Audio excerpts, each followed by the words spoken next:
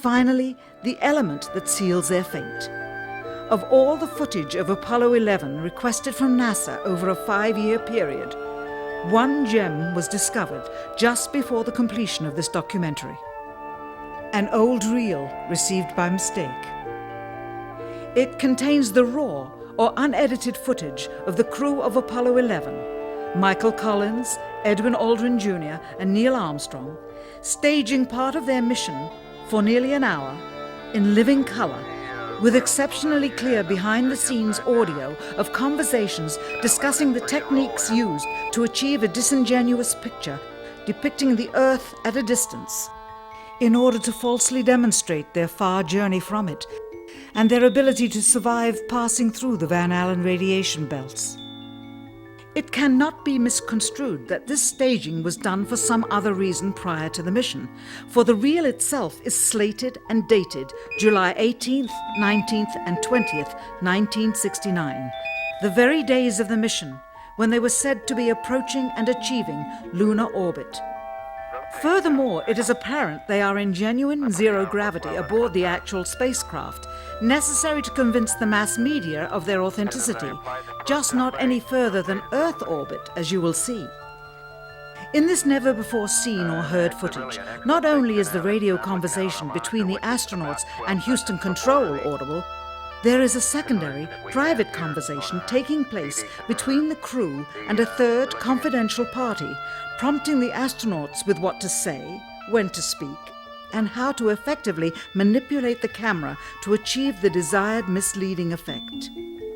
NASA claims that the Houston transmissions were the only ones taking place with the astronauts.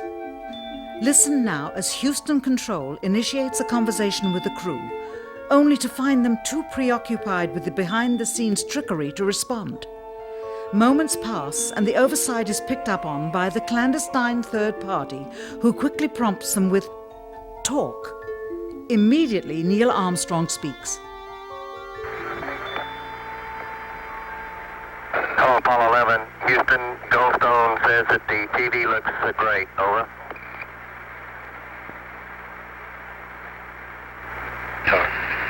Okay, Roger. We're ramping in on Earth. Again, the illusion they are attempting to create is the Earth at a distance to demonstrate their far journey from it and their ability to survive passing through the Van Allen radiation belts. Understand, too, that only about 20 seconds of this raw footage was ever broadcast to the public, and these conversations discussing their deception were believed to be private. Until now. Here they discuss that these television transmissions were in fact not broadcast live as everyone believed. They were first screened and edited for playback later. Roger, Neil, we just wanted a narrative such that we can, when we get to playback, we can sort of correlate what we're seeing. Thank you very much. Here they discuss the fact that they have turned out the lights and have blocked out sunlight from entering the spacecraft through the other windows, as to not cause any reflected light to fall onto the spacecraft's wall in the foreground. Okay, very good. Well, we shut out the sun coming in some of the other windows into the spacecraft, so it's looking through the number one window, and there isn't any reflected light.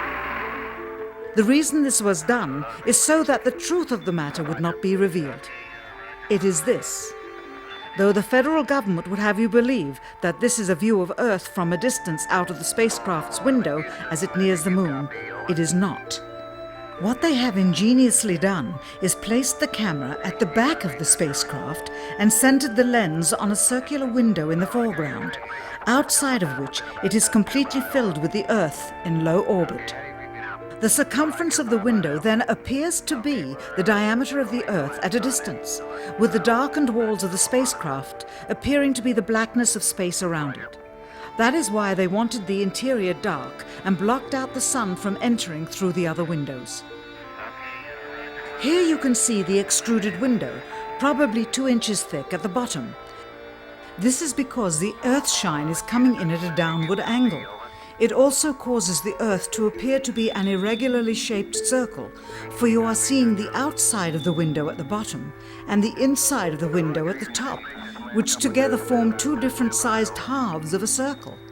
Subsequently, this take was never used. As they perfected the shot, a crescent-shaped piece of black material was inset slightly into the window to create the illusion of the Earth's terminator line dividing night and day. It is uncannily convincing.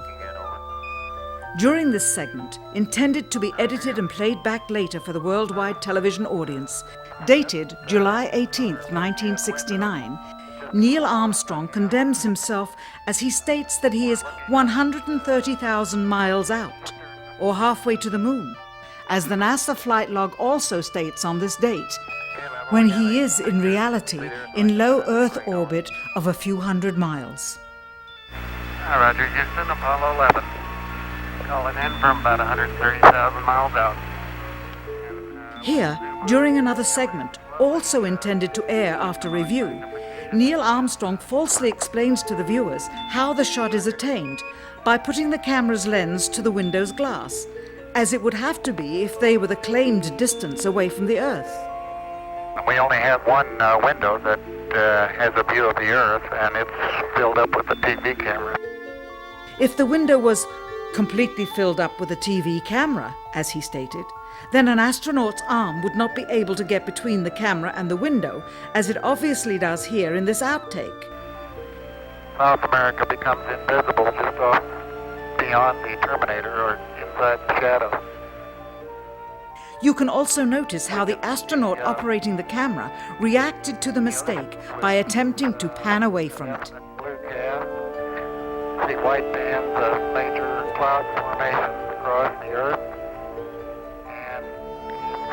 This is a segment that they believed wasn't even being recorded, much less suitable for broadcast, for the lens was being zoomed out and the scene was being changed to that of an interior of the astronauts at work, and apparently the stop button popped back up on the recorder without notice.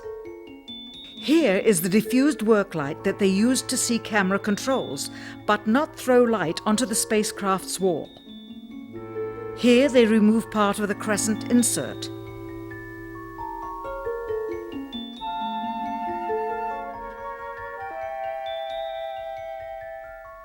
Finally, the iris is opened up and you can see the real location of the camera and the very bright and near Earth out the window. Here is the slate for the 19th of July, and the same shot of trickery on the 19th of July, and then the 20th, and the same misleading shot on the 20th. Later that evening, they were said to be walking on the moon.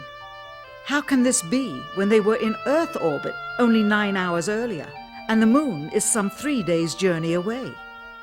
Furthermore, if they genuinely went to the moon, why would they be faking any part of it? Why this trickery with the window? By faking being halfway to the moon, it becomes apparent that they did so because they could not even go halfway. It thus confirms that the stumbling block to their success was the lethal radiation of the Van Allen radiation belts. Since the same equipment was used on the subsequent missions in the 40 months that followed, none of them could have gone to the moon. They only increased their proficiency at staging them.